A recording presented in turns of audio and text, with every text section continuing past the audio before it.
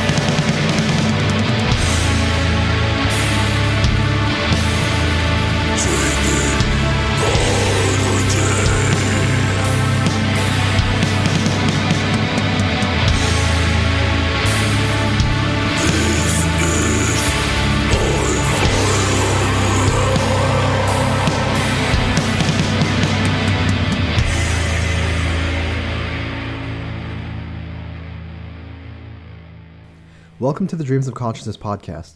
If you'd be so kind, would you mind introducing yourself? This is Vince Verkay, drummer of the extreme doom band Evoken. And Vince, you've been with Evoken from the very beginning, right? Yeah, from the very start back in '92. It's like 18, I think. Do you remember playing a show at the Hard Rock Cafe in New York Yeah, with Spirit Caravan? with Spirit Caravan, which was hysterical because I remember once the show started, you had the restaurant upstairs. All of a sudden, people were just like clamoring to get the hell out of the place as soon as the show started. I was like, this is amazing. They're trying to do it. I was like, it was a Congo line coming down the stairs. I was like, this is great.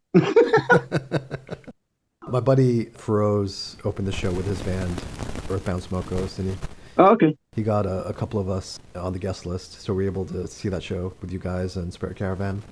Cool. It was so long ago. It's crazy. Yeah. It goes by like that. You know what's funny is the other person who was also there that night was Liz, who organized this interview. She was the editor for Metal Maniacs at the time.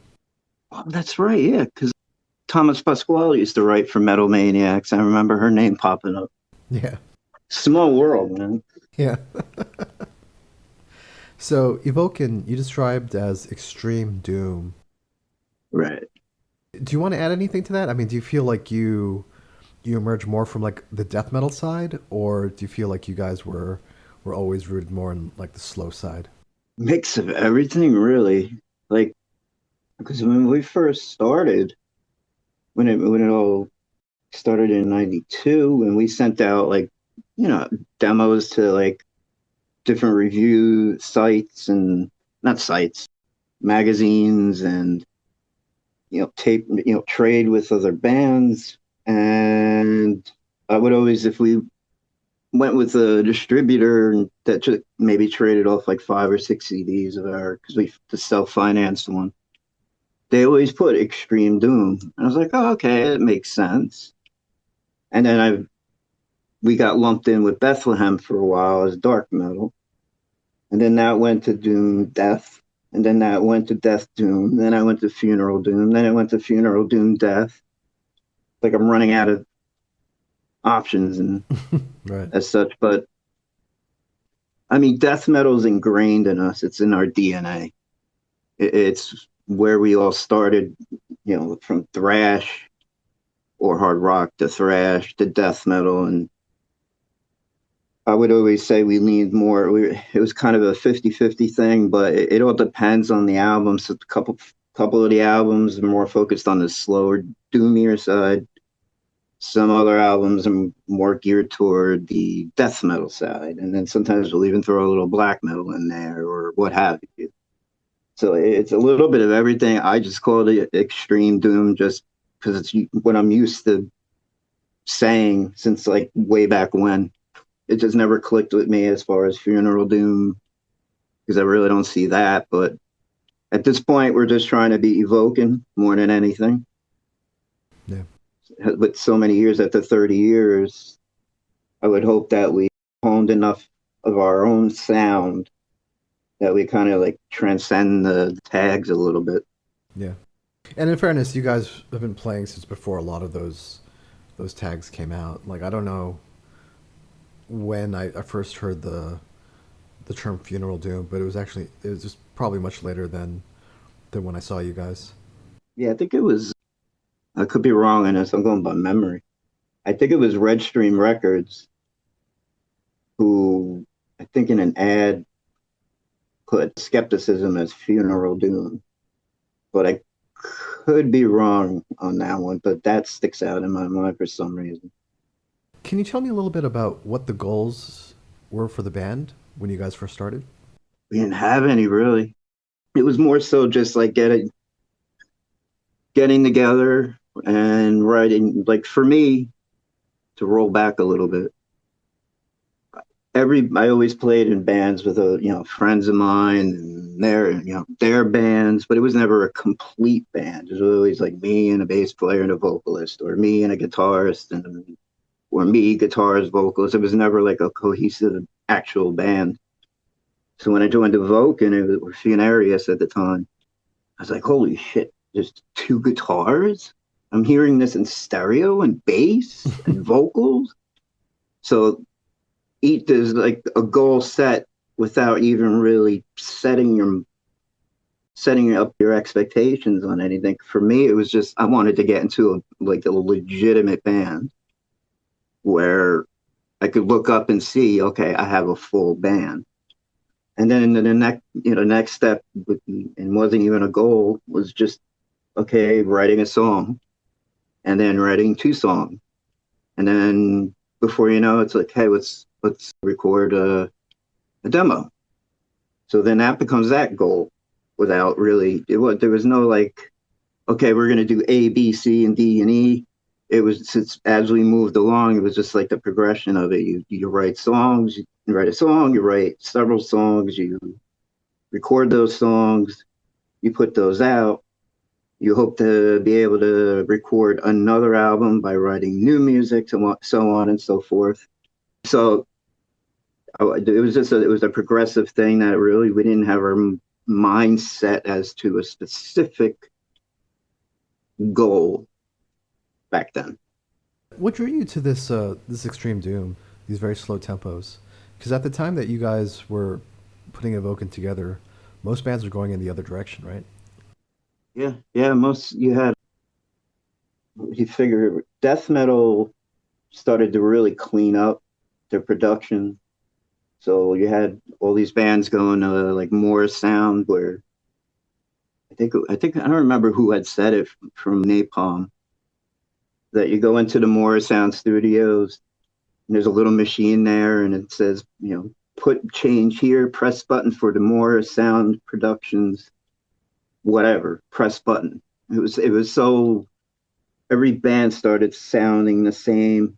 Every band, all the bands that I loved, having that like raw, brutal, just really lo-fi sound, suddenly were cleaned up. It didn't have the impact that it would have had, I think, had they stayed with that kind of lo-fi sound. But everything was getting faster as well. Not like today, but it was ramping up.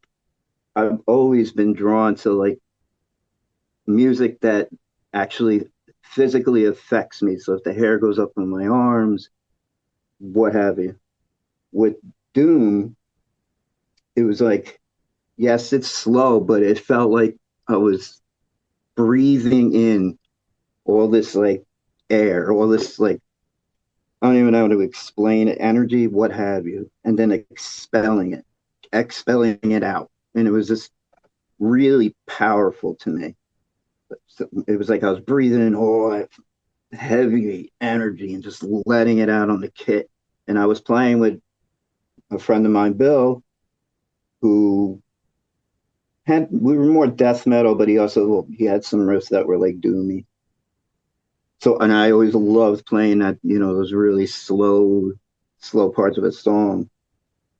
And then naturally, like, I would hear Cathedral or Candlemass and Thorgothon, Disembowelment, Winter, all those bands. And I was just like, blown away by it. So it was just like kind of naturally gravitated in that direction. I love music that you can absorb as opposed to letting out.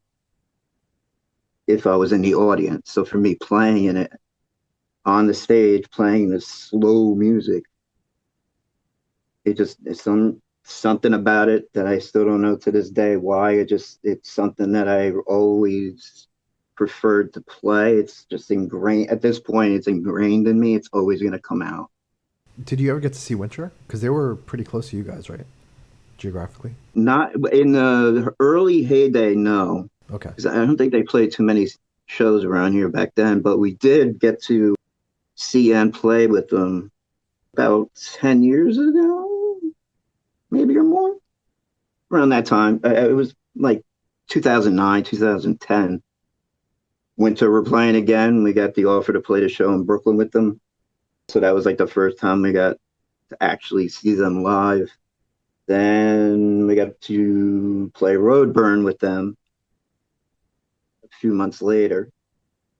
And so naturally, again, we got to see them and meet them and all that. So I think that would have been the last time I seen it, or I might have seen them at Maryland Death Fest, but I don't remember if that was them or someone else. But I'm pretty sure it might be them. And I played MDF years ago, but prior to 2009, 10, no, never got to see them live.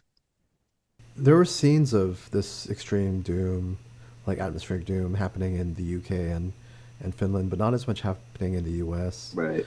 Did you ever get to correspond with bands like Morgion or Mindrot Oh yeah, yeah. who are doing a similar kind of thing on the West Coast? Yeah, yeah, absolutely. We used to talk with Rhett, still do once in a while for Morion. Who else? Trying to think off the top of my head, it's so long ago.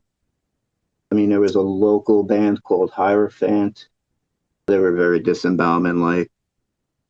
Trying to think of who else. I mean, a lot of them were just overseas. There weren't many that we were corresponding with here, per se. They had some doominess to them, but not to the extremes. Most of it, like I said, most of it was overseas, but it's hard. I mean, Chris Molinari, our guitarist, who just had moved to Florida, he had his own band called Divine Silence, was more melodic, more anathema driven influence. He was heavily influenced by early Catatonia, early anathema. But yeah, like Morgan, I knew very we always, would talk to when we see him, and we would write back and forth, but they're probably slipping my mind at this point. It's been so long, but they're the ones I remember specifically. Aside from ones that are local around here that were just, one or two man bands that had something going on. Something that I only realized recently is that bands that are really that really go against the grain of what's popular, they may find an audience, I guess, spread out throughout the world, but it's difficult to get bookers and promoters to take a chance, Right. Booking shows and stuff like that, Right. or even find a label to release them, Mm-hmm. because it becomes an issue of like, how do I promote this band, or who do you even play with? Do you know what I mean? Right. No, totally understand. Was that an issue for you guys in the early days when this style wasn't as popular as it is now? Funny enough, no. It's in this area anyway, because we didn't really travel outside this area. I think we were in Ohio, maybe Ohio in like 99 or something like that. But because we live so close to New York City, you have everything that comes through there that you can think of, any genre of metal or music or what have you. We were lucky enough to have a band like Winter that were playing slow and people were familiar with them. Yeah, Typo Negative, they're playing, those really slow, doomy parts. So people were familiar with that. But we had a couple promoters that we worked with in the city who, anytime any of the international acts came through, they would come to us, hey, you're interested in playing this show or that show? And, for us, it was like, absolutely. And to our surprise, I mean, we would play shows and there would be a lot of people there early, which was something that you would see back then, but not as often when there was like the international tours coming through. But we were lucky enough that we had a lot of friends who were in bands in the area we've known for years, promoters as such. So as far as this area is concerned, New York, New Jersey, we were actually pretty fortunate because we lived near New York City. So it wasn't so difficult to play live or, ask to perform live. It was harder to find band members more than it was to actually play live, though. Find band members meaning people who were interested in this kind of extreme doom? Yeah, yeah, because when we first started, it like within, God, I don't know, a matter of weeks, the original guitar player, Phil, he was like, hey, I'm going to be going to college. That's where my focus is going to be. I'm going to be leaving the band. I'm moving out of the area to go to school. Cool, smart. So then it was just Rob, Nick, and I. Rob is the original vocalist and bass player. Then he winds up moving. His mom took a job up in Alaska in Fairbanks. So now it was down to Nick and I. And so started the process of trying to find band members. And we would put ads in the Aquarian, which was like a music, almost like it was like a newspaper. It was, well, that was it. They had bands in there that they did interviews with, articles. They had every show that was coming through the area ads for. They had classifieds where you could sell gear, and they also had musicians wanted. So we would go that route. We would say, Doom band needs vocalists, guitarists, bassists, and then we would list like the name of the bands that were influenced by, and we'd put our phone numbers there for people to call. And 99% of the time, the people that called really had no clue. Right. I guess they were just looking for a band. They didn't actually give any thought as to what they were actually getting into. And people would come in the band. We'd have them for a very short period of time, and then something would happen where they were, they couldn't do it anymore. To the point, at one point, it was just Nick and I, we were just like, maybe this is just, we're spinning our wheels and this isn't going to happen. Maybe we should just end any idea of doing this because it's going nowhere. But luckily enough, in a very short period of time, we managed to pick up a bass player and then a guitarist who actually sang and then a keyboardist. So it was like, great, we have a full lineup now. But just as usual, one guy has to leave because for whatever reason, so you bring somebody else in. So it's always been one of the more difficult issues to try and fill a spot in the band back then. Now, not so much, but it was just like people had no idea what we were talking about as far as the bands were concerned and the influences and why are you playing so slow? What do you get out of it? Yeah. And so, yeah, that's what I mean. It's like just trying to find like-minded people in the area way back then. It was a hell of a lot harder than it was to actually play it, to get shows lined up for it.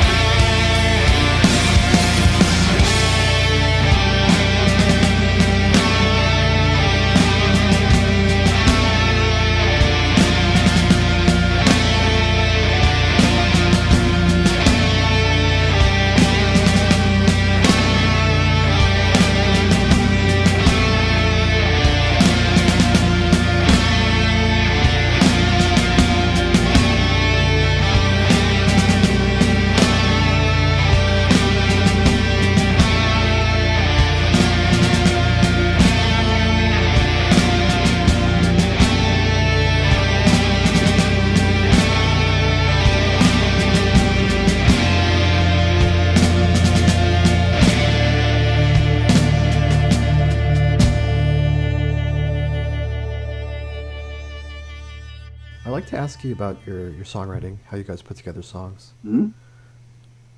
Does everything start with you and John?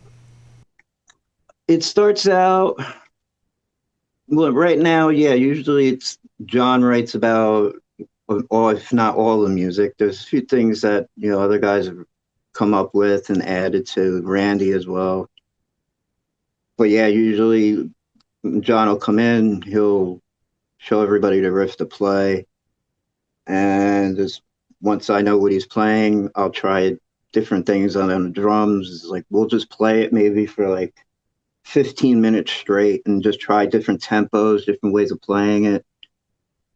And then we'll decide, okay, we're only going to play this part 4 times, and we'll you use this section, the bridge to the next riff, and then I would kind of compose it so there was a nice flow to it. So if that meant like only doing one section a couple times and then going back to another riff or continuing on to a new one, and how long those riffs should move on for, that was something I would handle. But John writes majority of the music, but the other guys add to it. They in some cases they'll make it even better, but they'll all put their input in. It's not just one or two people writing and nobody else can get any ideas in at all. We encourage everybody to chip in and write. It sounds like John, after John comes up with the riffs, you're the one mainly responsible for the arrangement. Yeah, yeah. Is that fair to say? Yeah, yeah. Just like, Yeah. So the tempo, if something should be a little slower, a little quicker, how many times we should play a certain riff, should we ending with a certain riff, trying to figure out ways of going from the part that's really slow that might be, like a blast beat, but not sound so chopped off, but more of an organic movement from the really slow to the really fast. So yeah, that's where I come into play on that. Do you guys demo stuff in a DAW recording software like No, Pro Tools or something like that? no, actually, we're still pretty old school. John will be, or Randy or somebody, they'll be sitting at home, just fiddling around with the guitar, maybe watching something on TV or just in a quiet room playing, and they'll record it on their phone, and then they'll bring it to rehearsal, and we'll all get together and take hash everything out from there. We don't do the whole file sharing thing. We're still stubborn, I guess, set in our ways. There's nothing wrong with file sharing. It's just for us. It's like it's when you get the whole. There's something. It's different when you get the whole band in the room because then things seem to like they breathe. There's life to the music. To me, like doing file sharing and just going directly to using a DAW for getting ideas down.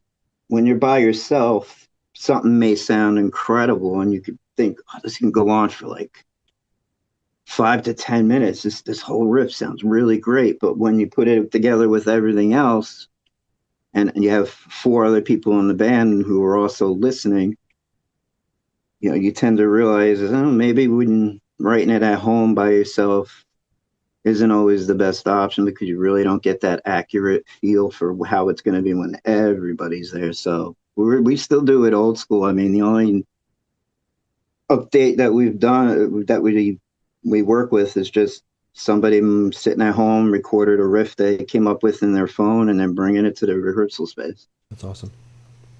So, on October 17th, the 7th Evoken album called Mendacium will be released by Profound Lore Records. Mm-hmm.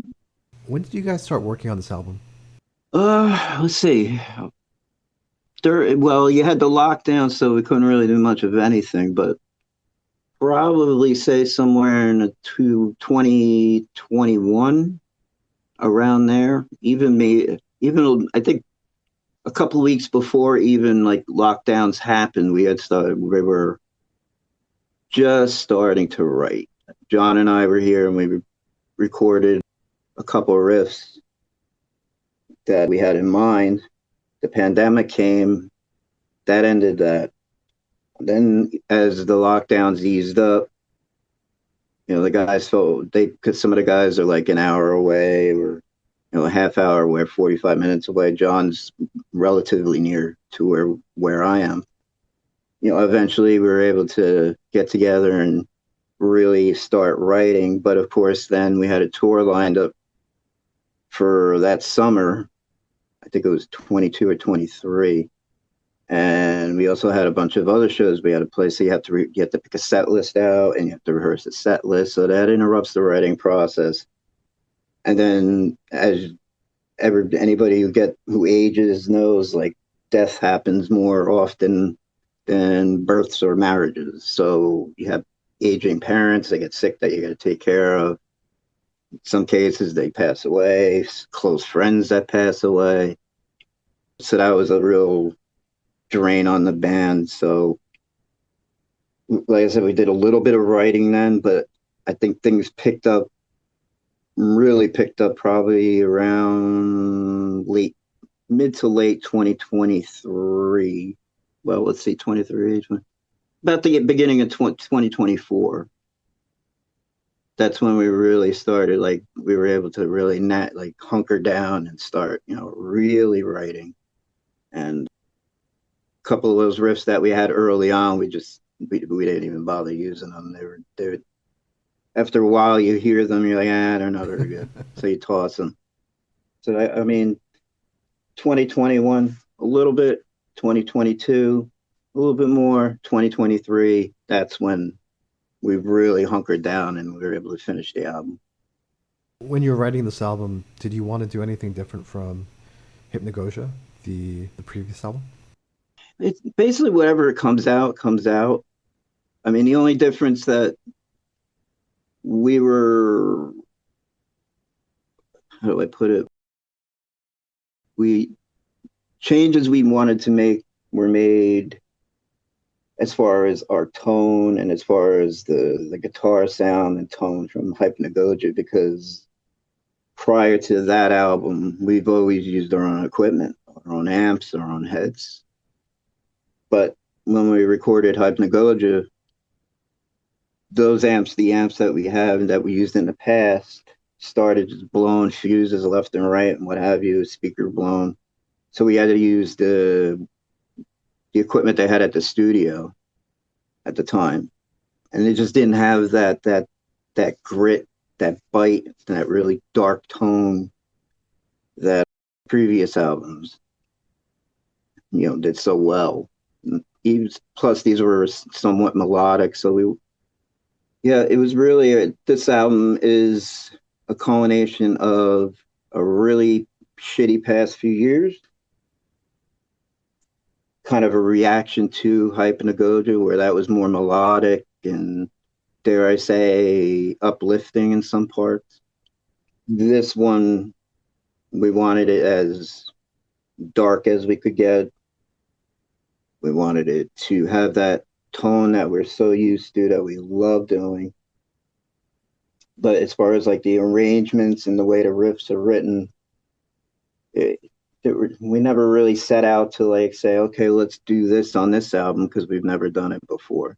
It's basically whatever comes out, and we just try not to repeat ourselves. Sometimes you write something and then you realize, oh, that sounds like something off of Quietus, and it's like, oh shit, so you got to change it. But the only thing we were really pushing for was going back to the sound that we were so used to having and loved playing and people loved listening to, as opposed to, a very laid back melodic album. Yeah. Do you want to say anything about the concept behind the album? The lyrical concept? Mendacium? Yeah. Yeah. It's set in late 14th century. And it centers around this one elder monk who, despite suffering from every ailment you can throw at him, he was confined and restricted to stay in his own cell because he couldn't, he was just too weak to wander outside of that. The only control he had was his can of the 8 canonical hours that the Benedictines, followed. It's their stability. It's something at their core that they can, I wouldn't say control, because monks weren't about control, but it was something that they had this direct connection to God that brought them peace. So what happens is one day wakes up for the first canonical hours, and he senses there's something in the room. It's like it's subjugated the air. There's fear. He feels heavy. Everything opposite of hopeful. And that piece of connecting with God, he was aware something else is in the room with him. And so what happens is this entity that he sees torments him during every single canonical hour with guilt, with manipulation. It tries to really get to the deep hurt that this monk felt because he was given up as an orphan from a rich family. There's a lot of guilt. He hides different elements that he believes he was lied to about.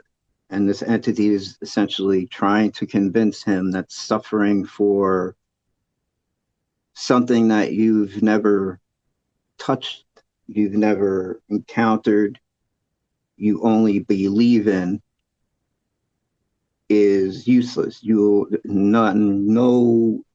aren't enough prayers to save the people you're trying to usher into heaven. And so as time goes on, he starts realizing that his entire existence was one giant lie. And basically, you'll see it's in the layout. Something happens to him that is symbolic. I don't want to say what that is. I'd like for people to actually have some sort of open-ended parts of the story for them to fill in. But there's also the other side. Another part of the story is how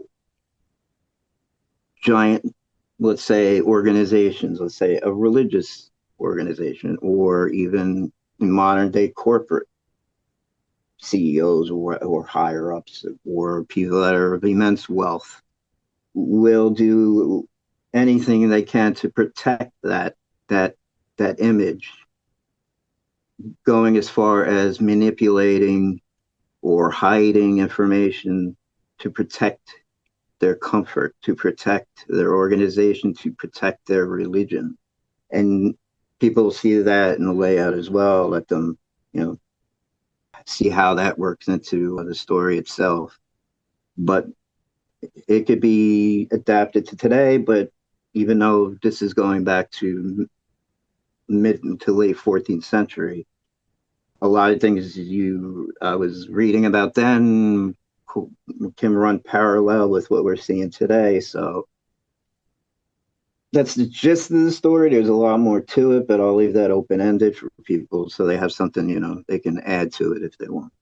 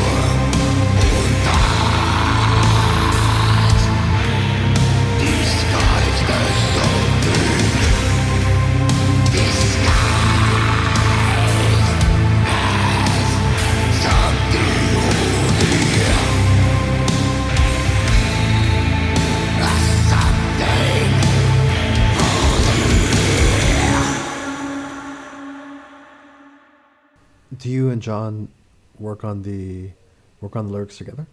No, I'll write the lyrics. I'll wait until the music's completely written, like everything's completed. So like we record our rehearsals. Every time we rehearse, we record. So if we have a couple of new riffs, we record it on the phone. So eventually, I'll once we're finished writing, I'll take all the rehearsals of the whole entire song, sit back and just listen to it, and just try and focus in on what I'm feeling, any images flashing in my mind, any scent, anything I hear, anything I taste. And so I'll write out the lyrics based the music basically dictates the music dictates how the lyrics will be. I need and its atmosphere. But then I'll give them to John for him to work into the songs. So I trust him 100% to do the right thing by the lyrics. So I have no hesitation in saying, here's the lyrics for this song, this song, this song, this song. This is what these all mean. You know, place them where you think they should fit. You know, some suggestions on this album, I did a little bit more suggesting as far as the way certain lyrics should go, and I did a couple of vocals on the record. But as far as like the lyrics, I'm totally responsible for the one writing the lyrics, and John takes them and adapts them to the song. This kind of writing, is this something that you pursue outside of music? Do you do like short stories or fictional writing or anything like that? No, nothing actually. I'm more. I like to like deep dive history or science or drawing or artwork, but I've never had any ambition to become a short story writer or any type of writer at all. Yeah, I just when it comes to the music, it's just whatever I hear, whatever's coming to me at that moment is what I go with, and then it take over a period of time. I add details, take and remove details, but as far as like writing short stories or anything like that, nah, I've never took that path. Is it something you're interested in, or I mean, somewhat. It's hard to say. I'd have to be really, I have to be like kind of motivated to do it. Not that I'm lazy. It's just with so many other things going on, just trying to sit down to write a short, any short story or even lyrics.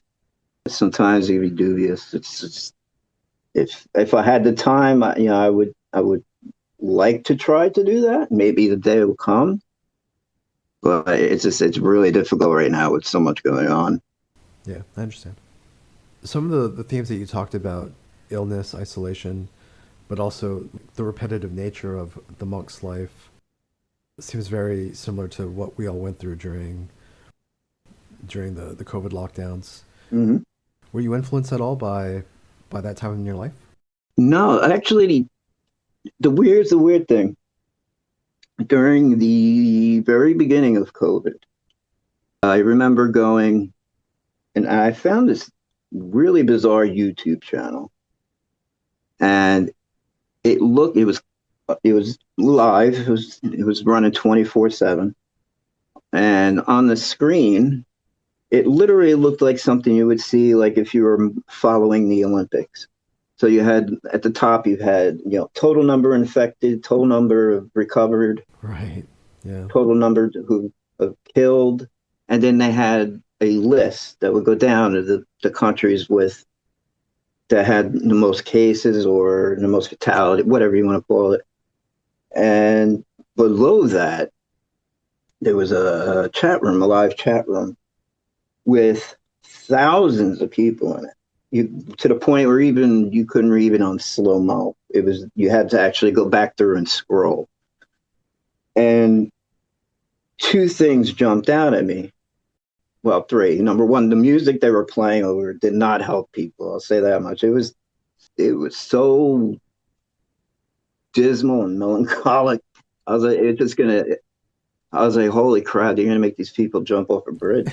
But the leader in the chat, I noticed two things. The first was you had parents, grandparents, siblings, what have you, because they were able to go into a room anonymously.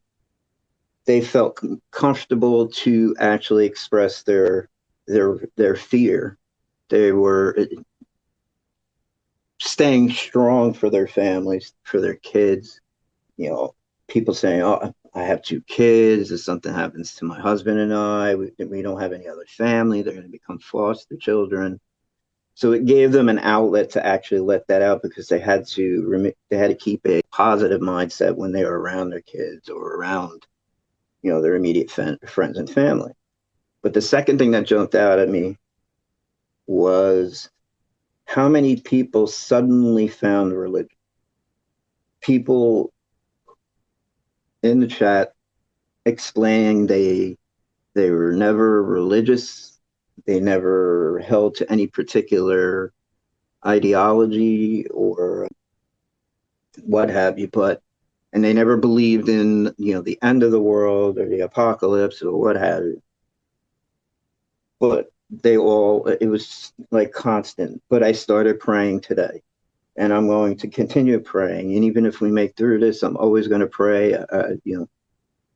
I beg God to watch over my family. And I was blown away just how easy people were manipulated from fear to just willingly jump into a religion they had, from what it appeared to me, zero idea what that entailed. It was just, there's a God, I'm going to pray to him. Why? Because I'm afraid that everybody's, I'm going to die and my kids are going to be foster kids or what have you.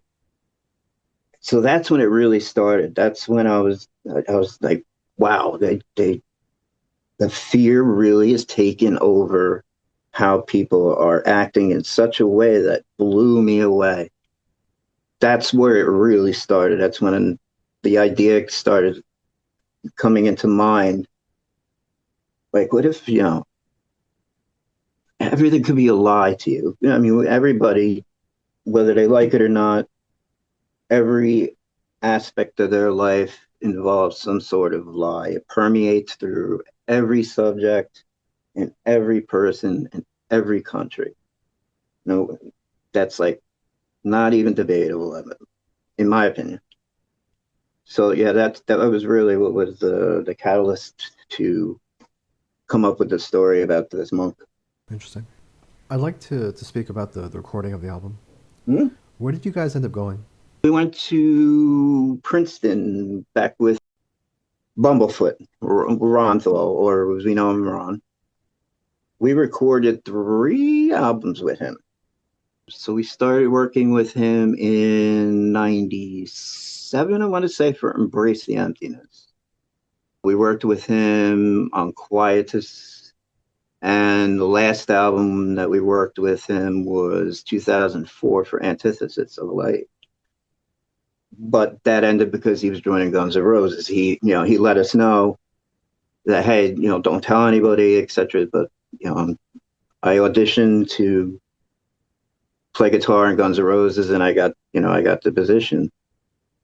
So I'm probably not going to be around to continue doing recordings, which we were elated because for years we sat and watched him noodle away on the guitar.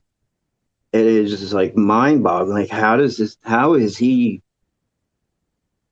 like so obscure, like unknown? Like, he should be on the Guitar magazine covers every fucking month. I mean, it was like mind-blowing the way he played and how talented he was, not just in singing, but playing.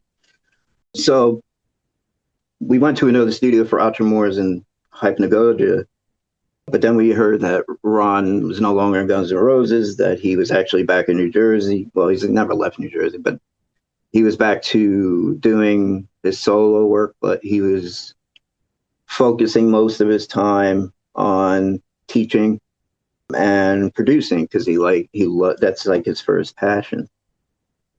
So when we heard that, John called him up and asked if he was interested in doing the next record, and he was like, absolutely, 100%.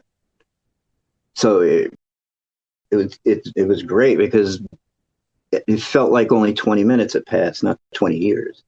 And he's an amazing human being with the heart of gold. Like, he could play guitar, he can, like, nobody's business. He has a great singing voice. He's a phenomenal engineer and producer. I don't know what he can't do, but for us, it was, he's a great friend, a fantastic human being that we love to death. So when we're having the chance to record and work with him again this time was like, it was like the best thing we could have ever asked for, because he just knows our sound. He knows, he knows what we're about. And it was very relaxed and very laid back. Because sometimes when you record, you feel like you're under the spotlight, and any little like hiccup, you're constantly looking to see if like the guy, the producer or engineer is like, gives you like, a weird look, like distinct faces. But Ron just did no pressure. It was like completely free and relaxed. So yeah, he has a house that he uses as the studio, and we went there, recorded, slept there. It was great. I just think it's funny that Guns N' Roses had both Buckethead and Bumblefoot. Yeah, it just I was just like, when he told us he was. I remember when he told he. I remember him saying, I tried out for a band. I think Satriani had recommended him to Guns N' Roses when Bucket had left. And so at first he was like, I'm auditioning for a band. I don't know if I'm a musician, but yada, yada, yada. But then, like, a few weeks later, he's like, joining Guns N' Roses. It's like, what? So that was pretty cool.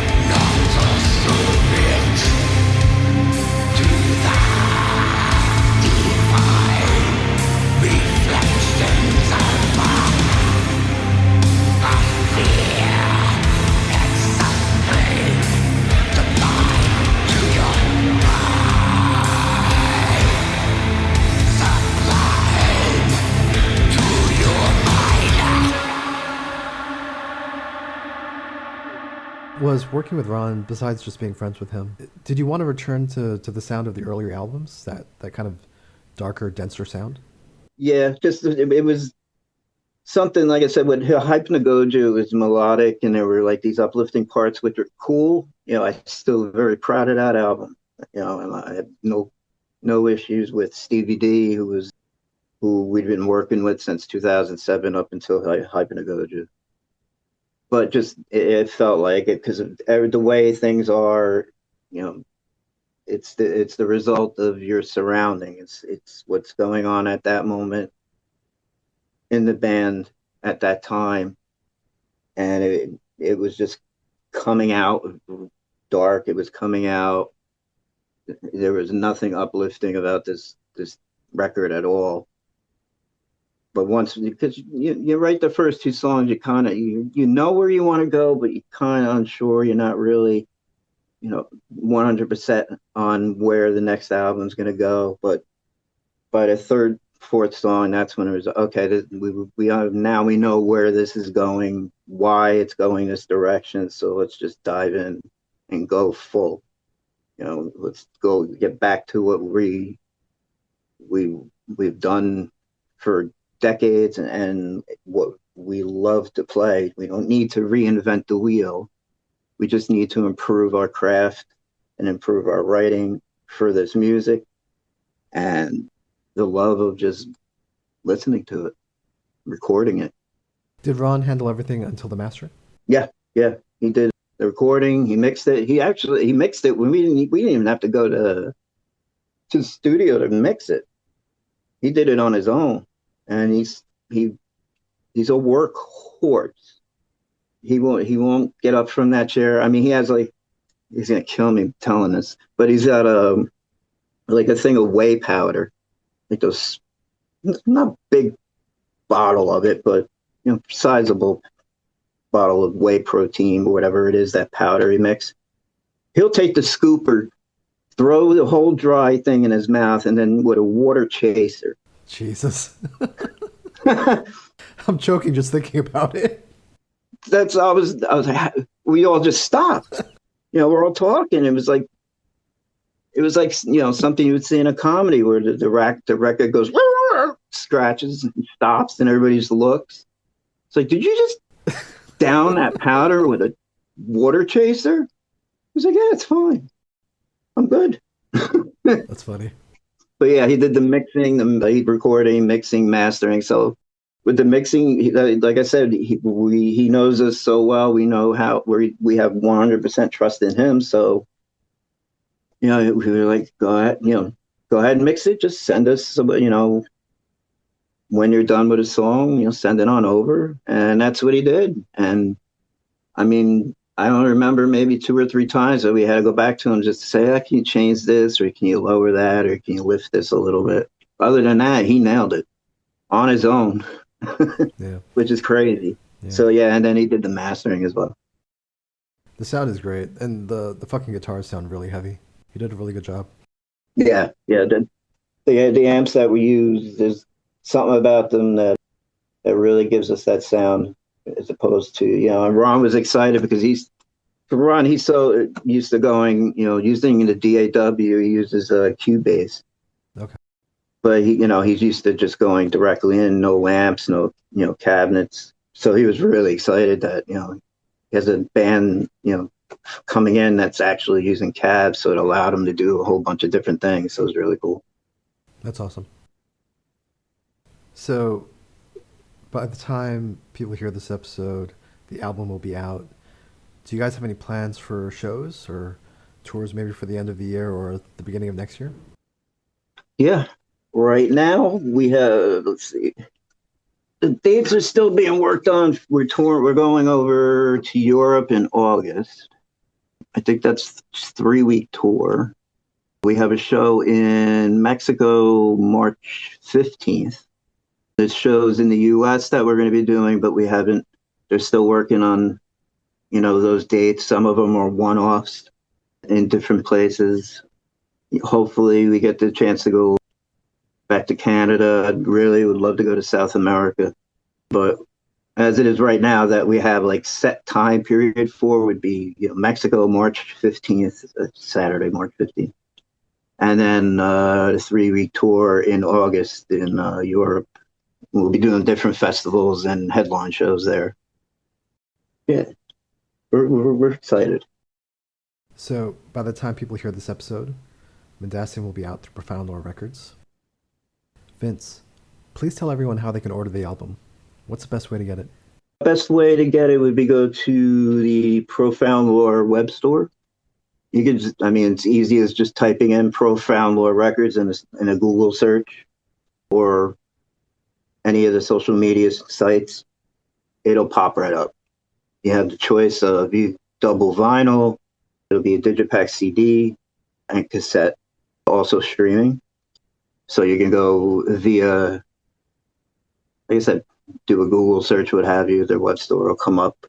And I know he's working with other distributors in other countries to have it released in their territory as well, because the shipping costs right now are horrible. So he's trying to do his best around, working his way around that. And hopefully, we'll have shirts and everything soon. Do you want to say anything about the vinyl versions? I think of the two, the color is sold out now, right? Yeah, the one that Decibel did, which we didn't even know about. That was a shock to us when it popped up. We were ready to post it. So they kept that real quiet from us. We had no idea. And I think they sold out in a day. We're still waiting on the vinyl to come in. We're still waiting on the CDs to come in to us just so we can, look at it, open it, tangible. But Summer Lacey, she did all the layout artwork for the inside the booklet, the way it's written, the way it's presented, focused around the story itself and focused around the time period, which was mid 14th century. And then like the record for the one, not that Decibel are doing, but the one that Profound Lore were releasing, it looks like the papal seal of Pope Clement VI. Cool. Did Summer Lacey also do the new logo? She took it. I sent her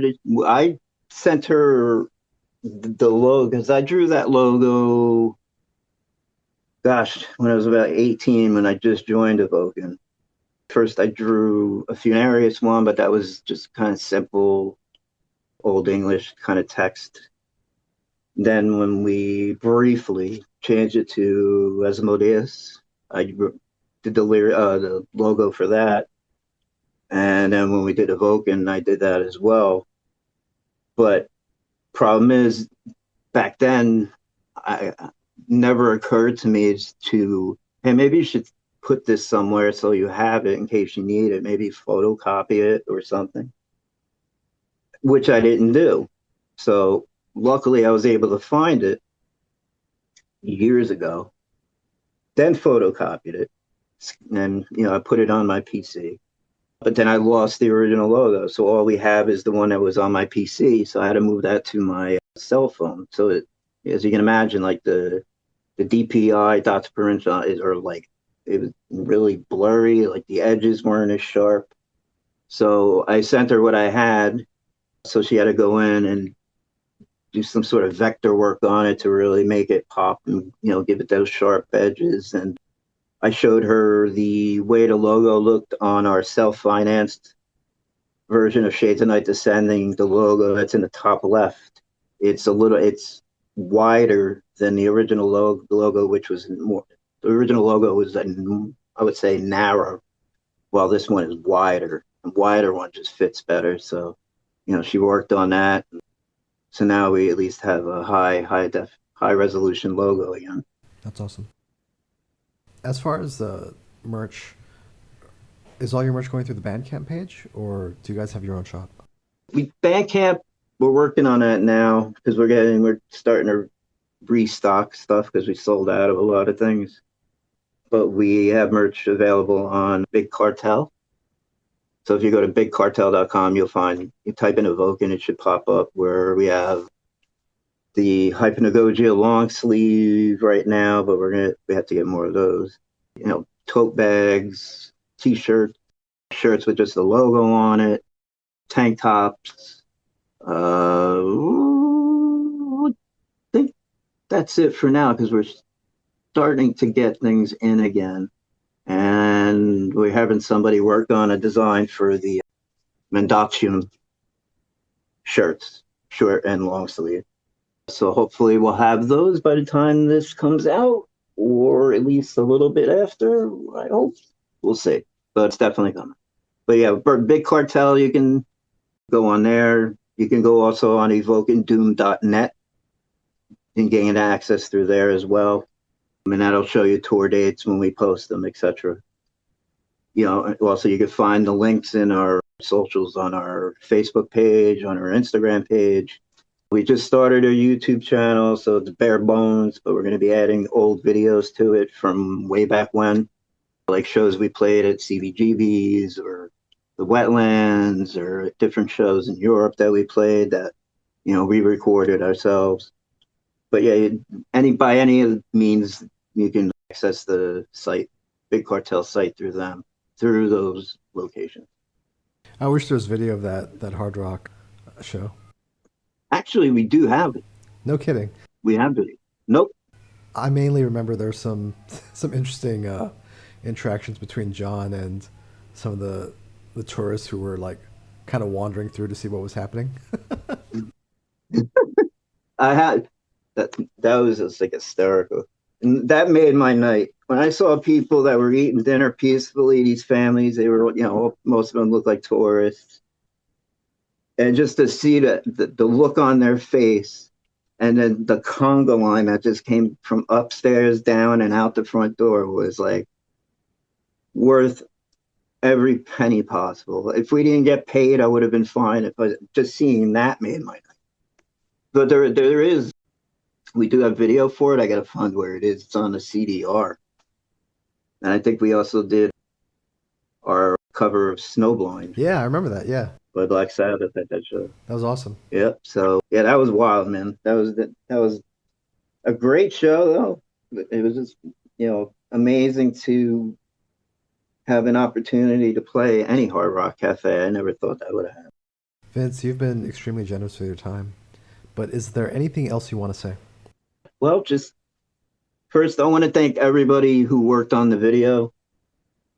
There's no way we could have done anywhere near as good as for the song Nuna or Noon without Ava, who basically did everything. She agreed to, you know, do the video, and she worked out, you know, visuals along with Rob, her husband, who's our sound guy. And she knows people in the industry, so she was able to get, you know, extras, actors to come in and play the, you know, different roles. And the amount of cameras and drones and equipment that they brought in, if we paid full price, it's like, it would have been like buying a house. So we got very lucky doing that. So I just want to, you know, really, really, really thank them, Ava, Rob, Chloe, Joe, and the, you know, the entire crew. They did an amazing job, and I really, really, from the bottom of my heart, you know, love every one of them. Very cool. Thanks so much, Vince. Thanks, man.